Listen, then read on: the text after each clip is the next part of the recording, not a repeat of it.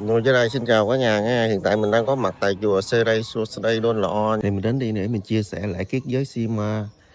cắt băng khánh thành chánh điện chùa Seray Suosday Đôn Lọ. Nếu cả nhà yêu thích những video về Phật giáo Nam Tông văn hóa Khmer, hãy nhấn like, đăng ký kênh để cùng mình chia sẻ và lan tỏa những giá trị đó.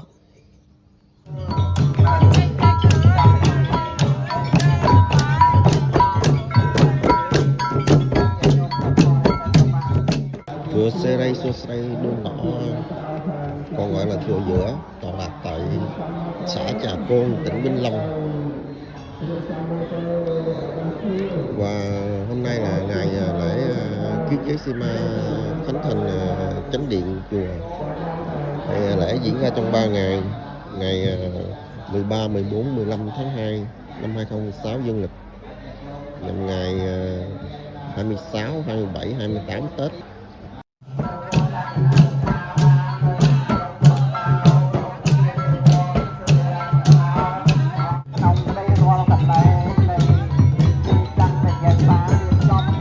Triệu 500.000 đồng. Xin quan hệ kính chúc đến toàn thể quý sư cả quý Phật tử tại chùa Giác Chánh. Nam mô Bổn Sư Thích Ca Mâu Ni Phật.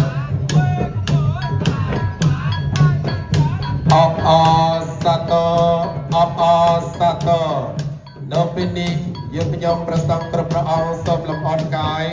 ស្វាគមន៍ទេរដំណើរនិមិត្តនៃព្រមជាប្រតិបត្តិប្រធានសមាគមប្រសង់សាមគ្គីសិរីជាតិខេត្តប្រតិអនុប្រធានអចិន្ត្រៃយ៍សមាគមប្រសង់សាមគ្គីសិរីជាតិខេត្តអនុប្រធានសមាគមប្រសង់សាមគ្គីសិរីជាតិខេត្តប្រតិភិការិយាល័យលេខាធិការប្រសង់គណៈកម្មការយុទ្ធពុទ្ធបរិស័ទទាំងអស់គ្រប់ឋានៈក្នុងក្រមនៅពេលនេះ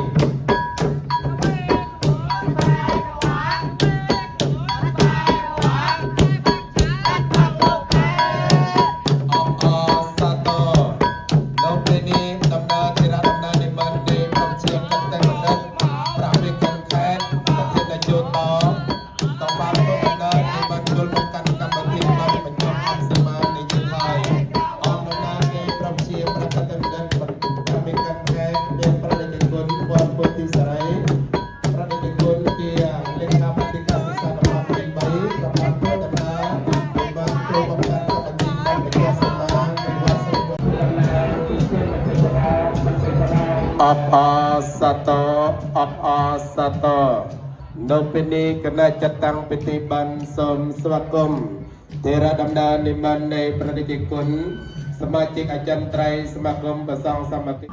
Chư Tôn Đức và quý Phật tử, đông đảo Phật tử gần xa đã trang nghiêm Quan Lâm hoan hỷ về để tham dự lễ cắt băng khánh thành của buổi sáng hôm nay. Ngày hôm nay là ngày 13 tháng 2 năm 2026, là ngày đầu tiên của ngày lễ kiết giới Sima tại chùa Seray Suosday Đôn Lọ, còn gọi là chùa Giữa. Nếu có nhà mà đến tham dự lại kiết giới Sima thì mình vẫn còn 2 ngày nữa nha cả nhà. Là ngày 14, 15 tháng 2 năm 2026 nha. Chương trình lớn sáng hôm nay là lễ cắt băng khánh thành để chúng ta mở lễ kiết giới Sima sáng hôm nay. Đến là giờ phút này ban tổ chức lễ thanh quan đón tiếp cùng tiếp với ngài và thường hội đồng kết thượng đại nhất của tỉnh, cũng như quý vị ngài và thường thượng tọa chứ đại đức tăng được sự lời mời cung kính của ban tổ chức. Giờ phút này thì ban tổ chức cũng xin thông báo đến quý vị lãnh đạo đảng chính quyền các cấp của tỉnh, xã và ấp hiện tại, nếu chúng ta đã trở về nơi trang nghiêm của chùa Seray Tân Đa ngày hôm nay. Tôi cho nên cana cam ca chặt chẽ mình khi quan sốt lòng on cai bia chan chất cana quay bằng công rập tần nia chấm cột phê răng tần na món đập phong này para ở kia tăng thuê para on para maha phê para an độc phê mà tay chặt para cân crop para on nằm lông nặng tần na sập hàm ban crop lồng nặng tập phê để món tăng tập nơ sang phê sần nang bel na cana cam ca chặt chẽ mình khi quan sập cột chlang rập bò sập kia ប្រះវិហារនិងចាត់ចែងពិធីកាត់សេពោនៅក្នុងពេលព្រឹកនេះដើម្បីកងចម្ពោនៅកម្មវិធីបុណ្យសម្ពោធឆ្លងរោគអបោសន្តគាប្រះវិហារដើម្បីឧទ្ទិសចំពោះពុទ្ធសាសនានិងបានទៅតាមពុទ្ធធារញ្ញាពុទ្ធបញ្ហាដើម្បីប្រើប្រាស់ទៅតាមកិច្ចក្រមនៃព្រះវិន័យមានកថាកម្មសេមាកម្មឧបសម្បទាកម្មមានអបោសតកម្មផ្សេងជាច្រើនទៀតដើម្បីញ៉ាំងប្រយោជន៍នៃពុទ្ធសាសនានេះឲ្យរុងរឿងគ្រប់5ពាន់ព្រះវស្សាដូច្នេះគណៈកម្មការបុណ្យនៃការចាត់ចែងរៀបចំសេនាធម៌ក្នុងពេលព្រឹកនេះសូមបានឱកាសអារាធនានិមន្តប្រវិធាគ្រប់ព្រះអង្គព្រះមហាធេរព្រះអនុធេរតាំងទុកនៅសេនាសនៈដ៏សំគួរហើយនឹងសូមជេងលោកអ្នកតំណាងស្ថាប័នរដ្ឋគ្រប់លំដាប់ថ្នាក់ដើម្បីចូលកាន់តុចឹងតាំងដែលគណៈកម្មការយើងបានរៀបចំហើយដើម្បីជាកិត្តិយសឲ្យកម្មវិធីបានសម្ពោធឆ្លងរោគអបោសន្តគាប្រះវិហារហើយនឹងបានកម្មវិធីកាត់សេបូនៅពេលព្រឹកនេះ Thay mặt ban tổ chức, chúng tôi xin được thông qua chương trình lễ cắt băng khánh thành ngôi chánh điện chùa Seri Susdi Don Lo Kandal sáng hôm nay. Mở đầu chương trình là văn nghệ chào mừng, một lớn phần nghi thức, một lễ bái tam bảo, hai tuyên bố lý do và giới thiệu đại biểu tham dự. Phần hai lớn phần nội dung, một báo cáo quá trình xây dựng ngôi chánh điện, hai phát biểu cảm tưởng của lãnh đạo cơ quan ban ngành, ba lời đạo từ của lãnh đạo hội đoàn kết xứ sở yêu nước tỉnh Vĩnh Long, bốn tặng lẵng hoa và quà chúc mừng, năm cảm tạ của ban tổ chức, sáu nghi thức cắt băng khánh thành. Phần ba lớn phần kết thúc, một cung thỉnh và kính mời chư tôn đức quý đại biểu tham quan ngôi chánh điện. Sang cả hai thô này qua sợi suri lo Kandal đầm bay សម្ដែងនៅសិល្បៈថ្វាយប្រគេនក៏ទុកដូចជាជូននៅអង្គពិធីនៃយើងសូមគោរពអញ្ជើញ Hãy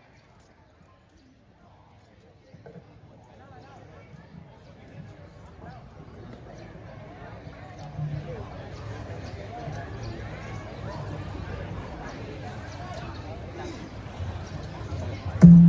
Ghiền Mì Gõ để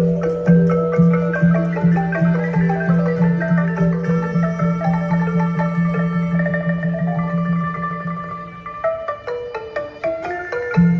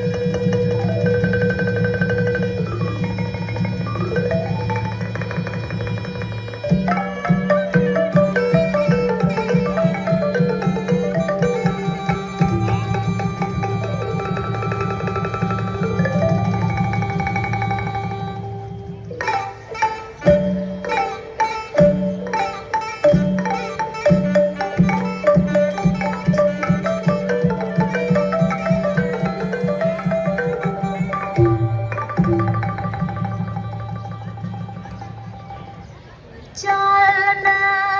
ភាសាក្បាច់ខ្មែរគេមរតកដូនតាតាំងតែញ៉ាតន័យខ្លឹមសារែរួមសង្ហាបង្កើតសេរីក្បាច់ខ្មែរល្អប្រពៃត្រូវតែគ្មានថ្មីរក្សាឲ្យបាន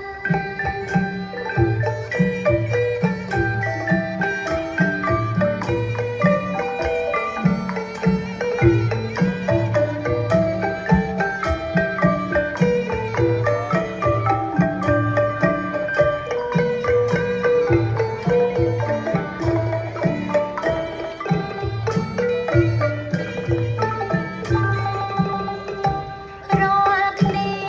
គេតែងសរសើរដំណើរក្បាច់បុរាណដាំដុំស្ទួយវងពងផ្កានប្រៀបបានរំខាបែកមែកត្រឆៃភាសាក្បាច់ល្បានល្បីរងរឿងខ្លាថ្លៃដល់រាព្រៀងអើយ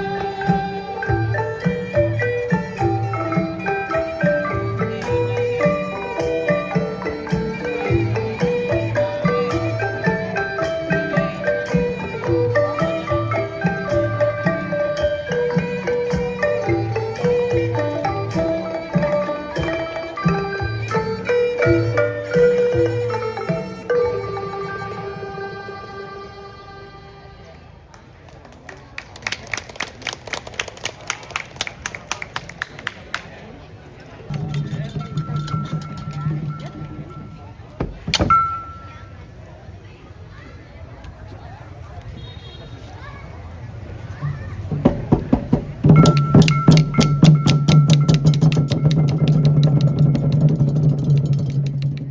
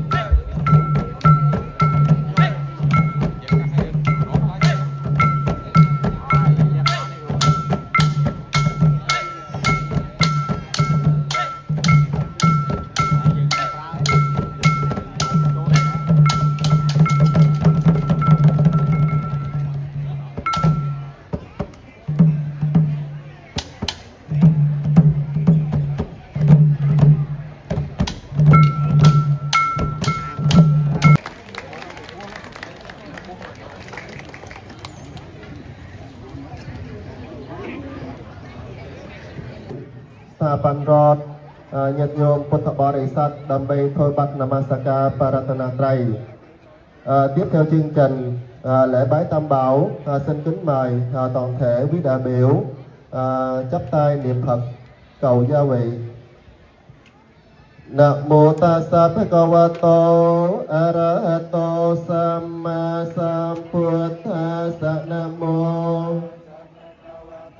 arahato samma sambuddhassa. Namo tassa bhagavato arahato buddhassa. Namakara no bhyawe nantva sappe opatave taraya pewe nasanto ase sato. Đôi Kiriya Namasaka Sằng Khép Bồ mì thầy on tarai tầng lai tầng puông có xóm ôi vì nè bạch tàu số phạ mang côi vì bà là sọc krập ra cá chùi cơn trong ra đa ong pì thi nê dương tăng mùl. Cách Namasaka Paratana Trai các bạn còn lòng Phật tử chiên đôi trong này tì phí này vì rửa bia bia ra cứ pra ca hết nâng ưu tư sản niệm đầm nàng chùa ruộng. Cái nông con này nhóm pra ca rona xôm nụ nhật nấu ăn phí thi tăng mùl đầm bay pra ca hết pra kên nông chùa nấu ăn phí thi đối tà tàu. Ba bật pra ưu bê chia pra đế chợ quân pra thê ra nô thê ra cơ pra ăn chê ti cơ rộng. Kim tôn trí tam bảo là không gian thanh tịnh để chư tăng và Phật tử nương về lễ bái và hành trì giáo pháp, là nơi chư tăng thực hành các tăng sự quan trọng theo đúng giới lực của Đức Phật. Ngôi Chánh Điện không chỉ là một công trình kiến trúc mang giá trị văn hóa mà còn là biểu tượng thiêng liêng của đời sống tâm linh, nơi vi tụ niềm tin chân chánh, nuôi dưỡng giới định tuệ, gieo trồng hạt giống từ bi và trí tuệ trong lòng hàng Phật tử. Đối với Phật giáo Nam Tông Khmer, Chánh Điện còn là nền tảng căn bản cho sự tồn tại và phát triển của đạo Pháp, là nơi gắn liền với các lễ nghi trọng đại, góp phần giữ gìn và truyền thừa bản sắc văn hóa tâm linh của người con Phật. Nhận thấy ngôi Chánh Điện cũ đã xuống cấp trầm trọng, không còn bảo đảm an toàn và không thể tiếp tục đáp ứng nhu cầu tu học, sinh hoạt cũng như các lễ nghi tăng sự Phật giáo của chư tăng và Phật tử. Sư cả cùng ban quản trị và Phật tử chùa Seray Suosde Donlo Kandal đã thống nhất ý kiến đồng thuận quyết định tháo dỡ ngôi Chánh Điện cũ để tiến hành xây dựng ngôi Chánh Điện mới. Do chùa Seray Suosde Donlo Kandal tọa lạc tại vùng sâu vùng xa, số lượng Phật tử trong bổn tự tròn ít, nên trong quá trình xây dựng Chánh Điện mới đã không gặp ít khó khăn, đặc biệt về kinh phí xây dựng. Tuy nhiên, với tinh thần kiên trì, ý chí bền bỉ và tâm nguyện hoàn dương Phật pháp của sư cả, chư tăng ban quản trị và được sự gia hộ của Tam Bảo cùng sự phát tâm cúng dường bằng cả công sức, trí lực và tài vật của quý Phật tử gần xa, công trình xây Chánh Điện mới đã từng bước được hoàn thành vững chắc, trang nghiêm và được thành tựu viên mãn. Kính bạch chư tôn đức, kính thưa quý liệt quỳ, nhằm ghi nhận và tôn vinh thành quả xây dựng ngôi Chánh Điện mới, đồng thời bày tỏ lòng tri ân sâu sắc, thể hiện niềm tin thanh tịnh và lòng thành kính sâu sắc của quý Phật tử. Quý Mạnh Thường Quân đã phát tâm cúng dường xây dựng ngôi Chánh Điện đã được thành tựu viên mãn như ngày hôm nay, được sự chấp thuận của Ban Thường trực Hội đoàn kết sư sãi yêu nước tỉnh Vĩnh Long và căn cứ theo quyết định số 271 trên UBND ngày 29 tháng 9 năm 2025 của Ủy ban Nhân dân xã Trà Côn, chấp thuận cho sư cả, ban quản trị và Phật tử chùa Seray Suosde Donlo Kandal tổ chức lễ khánh thành Chánh Điện và kiết giới Sima vào ngày 13, 14, 15 tháng 2 năm 2026 nhằm ngày 26, 27 và 28 tháng 12 năm Ất Tỵ. Hôm nay, trong niềm hoan hỷ và trang nghiêm dưới sự quan lâm chứng minh của chư tôn đức và sự hiện diện của quý vị lãnh đạo cơ quan ban ngành và quý Phật tử gần xa, sư cả, ban quản trị và Phật tử chùa Sa Đê Xua Đê Đôn Lo Kendal long trọng tổ chức lễ cắt băng khánh thành ngôi chánh điện sáng hôm nay. Đây là lý do buổi lễ sáng hôm nay. Bò bịch ông bị Som Grab Utosaniam Pra Upachia Pra Keti Bandit Pra Pathian Là Chuột Tò Thạch Óng Pra Mê Quân Puta Sasna Mahanikay Khmer Khet Vinh Long Som O Sa Tô Som Grab Utosaniam Pra Upachia Pra Chuta Pasa Tô Thạch Quái Pra Anu Pathian Achantrai Smakom Pra Sang Samaki Sneha Chit Khet Vinh Long Som O Sa Tô Som Pra Utosaniam Pra Upachia Pra Chanta Chuto Sengokun Pra Anu Pathian Achantrai Smakom Pra Sang Samaki Sneha Chit Khet Vinh Long Som Pra Utosaniam Pra Upachia Chanta Panyo Kum Thon Pra Anu Pathian Smakom Pra Sang Samaki Sneha Chit Khet Vinh Long Som O Sa Tô Som Pra Utosaniam Pra Đức Chúa Kun Song Khắp Bạch Chuột Tổ Trường Hướng Pra Anu Pathian Smakom Pra Sang Samaki Sneha Chit Khet Vinh Long Som O Sa Tô Som Grab Utosaniam Pra Đức Chúa Kun Wat Thành Sát Tha Smachic Nay Smakom Puttaka Việt Nam Mạch Chum Anu Pathian Nay Smakom Kana Apibal Thị Krung Hồ Chí Minh Som O Sa Tô Som Grab Utosaniam Pra Đức Chúa Kun Pra Sang Kapanyo Thạch Bứa Pra Anu Pathian Smakom Pra Sang Samaki Sneha Chit Khet Vinh Long Som O Sa Tô Som Grab Utosaniam Pra Upachia Pra Sawanathe Thạch Tháo Smachic Achantrai Smakom Pra Sang Samaki Sneha Chit Khet Vinh Long Som O Sa Tô Som Grab Utosaniam Pra Đức Chúa Kun Pra Viriya Palo Sương Kén Pra Pathian Kariya Lai Smakom Pra Sang Samaki Sneha Chit Khet Vinh Long Som O Sa Tô Som Grab Utosaniam Pra Đức Chúa Kun Thatara Smachic Achantrai Smakom Pra Sang Samaki Sneha Chit Khet Lekha Putika Saksa Khet Vinh Long Som O Sa Tô Som Grab Utosaniam Pra Đức Chúa Kun Rakita Panyo Thạch Rùm Đen Anu Pathian Smakom Pra Sang Samaki Sneha Chit Khet Vinh Long Som O Sa Tô Som Grab Utosaniam Pra Đức Chúa Kun Pra Bandita Chanto Thạch Si Sawat Anu Pathian Kariya Lai Smakom Pra Sang Samaki Sneha Chit Khet Vinh Long Som O Sa Tô Som Grab Utosaniam Pra Đức Chúa Kun Pra Thao Vara Panyo Thạch Thưa Pra Thiên Vấp Thọ Khet Smachic Achantrai Smakom Pra Sang Samaki Sneha Chit Khet Vinh Long Som O Sa Tô Som Grab Utosaniam Pra Đức Chúa Kun Pra Chaya Srino Kunman Smachic Achantrai Smakom Pra Sang Samaki Sneha Chit Khet Vinh Long Som O Sa Tô Som Grab Utosaniam Pra Đức Chúa Kun Thathani Smachic Smakom Pra Sang Samaki Sneha Chit Khet Chia Pra Chau Đikaនៃវត្តសេរីសួស្តីលោកល្អកណ្ដាលសូមអបអរសាទរសូមគោរពឧទ្ទិសនាមព្រះតេជគុណក្នុងឋានៈជាសមាជិកប្រតិបត្តិការសមាគមព្រះសង្ឃសាមគ្គីស្នេហាជាតិខេត្តព្រះចៅតិកាព្រះពហុសូត្រប្រធម្មាចារ្យព្រះធេរៈគុធេរៈគ្រប់ព្រះអង្គប្រព្រឹត្តទៅមួយអនុដោយគណៈកម្មការអារាមាភិបាលវត្តប្រជាមិត្តពុទ្ធបរិស័ទជិតឆ្ងាយដែលមានវត្តមានភាពក្នុងឱកាសពីព្រឹកនេះសូមអបអរសាទររួម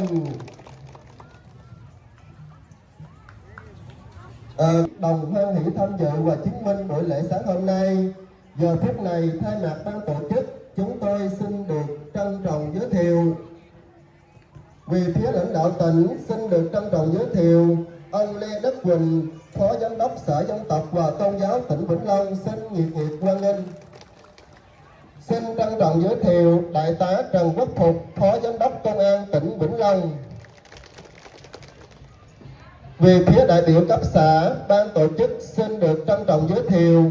bà Nguyễn Thị Tuyền, Bí thư Đảng ủy, Chủ tịch Hội đồng Nhân dân xã Trà Côn. Xin được trân trọng giới thiệu ông Lê Văn Long, Phó Chủ tịch Ủy ban Nhân dân xã Trà Côn. Xin được trân trọng giới thiệu ông Nguyễn Văn Tuấn, Phó Chủ tịch Thường trực Ủy ban Mặt trận Tổ quốc Việt Nam xã Trà Côn.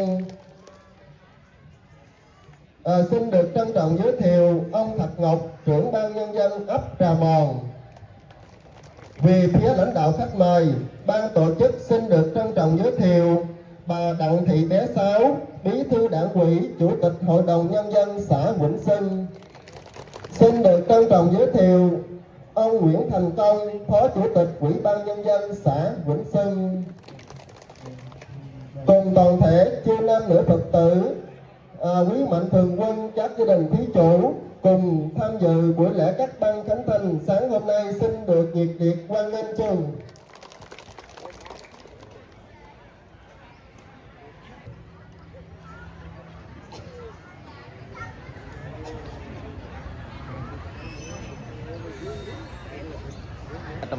Nâng xôm trong đơn po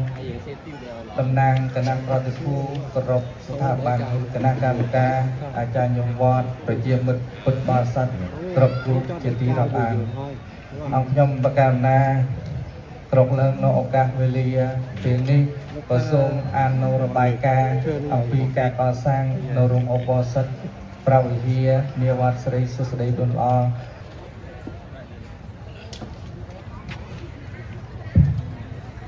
ពេលវេលាគ្រានេះគឺសូមគោរពអញ្ជើញដល់ក្រុមនារីសិលធម៌ដើម្បីឡើងទទួលនៅកសែបូ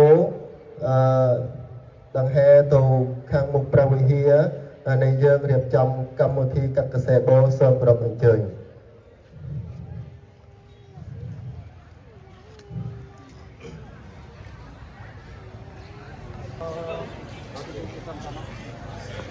បបិទ្ធអង្គពិធីជាទីគោរពនៅក្នុងកម្មវិធី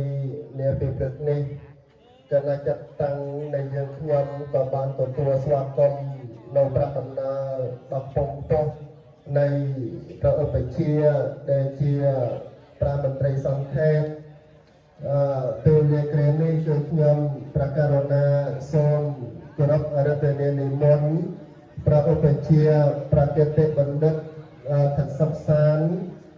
ក្នុងនាទីព្រះអង្គជាព្រះប្រធានសមាគមព្រះសង្ឃសាមគ្គីស្នេហ៍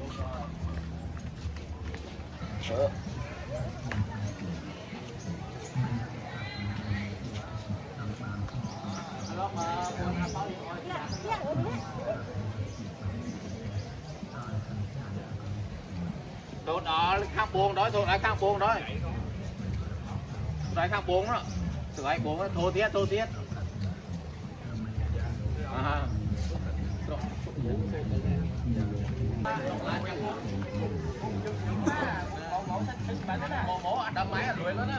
và trong không khí cho nên cũng sắp tới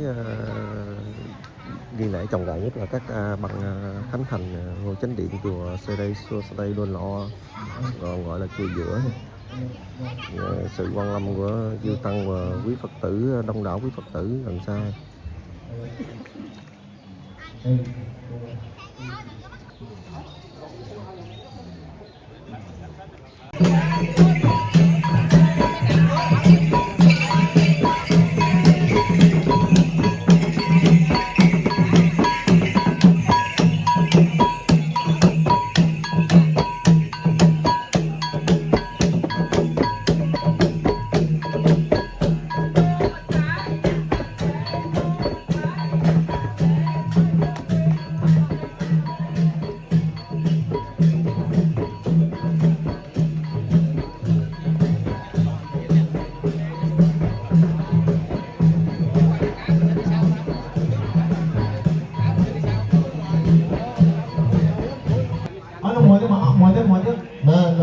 lục tà Kali đó tà Kali mà nha. Tam cha yan to po di ya po la sa ya nang na ti wa ta da wan tuan ve ja ya sa ja ya man ka le apara kita palang ke sai sa ba ka vi pa ka le abhiseka pa pon ti ana ka pa ko pa mo ta ka sa ka ka tam sa man ka la sa pa pi ana sa ha te ka sa ka no sa ma ha ta ja sa ya tam pra ma ka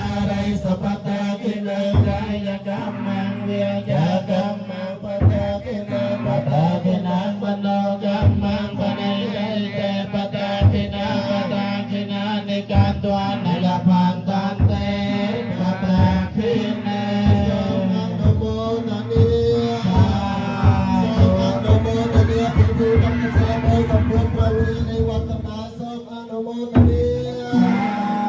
somang nomo nania kedua yang kusapa batang amnya somang nomo nania ba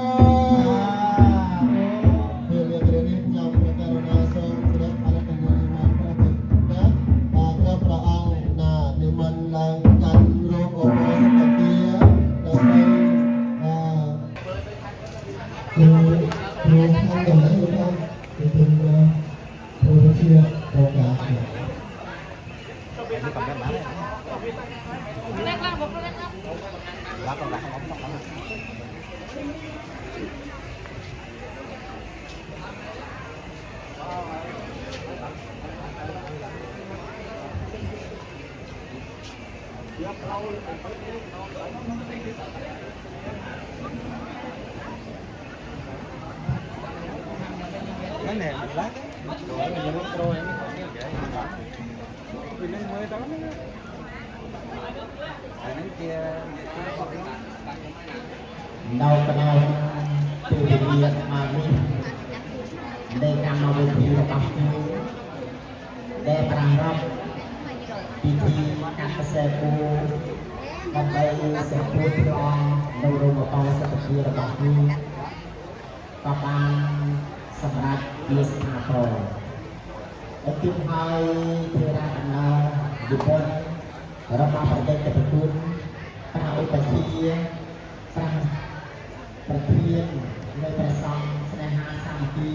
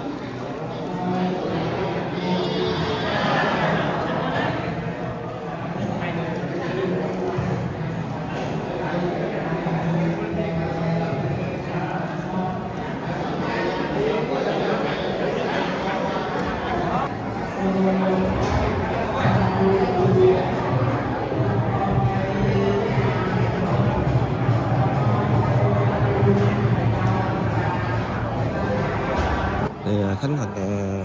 các ban khánh thành chánh điện cũng như là khánh thành nhà mới cho Phật, khánh thành nhà mới của Phật, nơi không chỉ để thờ tự mà còn là để tu học cho tăng đoàn và Phật tử ở địa phương. Và lễ các ban khánh thành là sự kiện một nghi lễ rất là quan trọng trọng đại của Phật giáo Nam Tông, thể hiện sự thanh tịnh và đoàn kết của tăng đoàn, nơi để thờ tự và tu học cho tăng đoàn. Thì hôm nay là ngày 13 tháng 2 năm 2026, là ngày đầu tiên của lễ kết giới Sima tại chùa Seray Suasday Đôn Lọ ở xã Trà Côn, tỉnh Vĩnh Long. Thì nếu Phật tử gần xa có đến tham dự buổi lễ, mình còn 2 ngày nữa là ngày 14 và ngày 15 nữa. Nếu có nhà yêu thích những video về Phật giáo Nam Tông văn hóa Khmer, hãy bấm đăng ký kênh, like và cùng mình chia sẻ lan tỏa những giá trị. Cũng mình xin kết thúc video tại đây. Cảm ơn cả nhà đã theo dõi.